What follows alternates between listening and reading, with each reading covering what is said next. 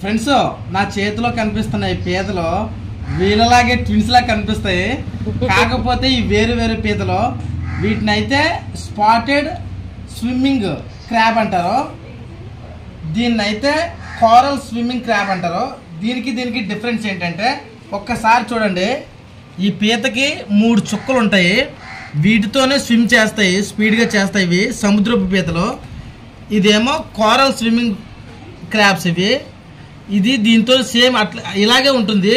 కాకపోతే ఇది మాత్రం కొంచెం వెరైటీగా ఉంటుంది, దీనిలాగా చుక్కలు కనిపించవు. అయితే వీటిని అయితే మా వాళ్ళు జీలా పీతలు అంటారు, దీన్ని అయితే యేసుబాబు పీత అంటారు. ఎందుకంటారంటే దీని సెంటర్లోనే క్రాస్ ఉంటుంది.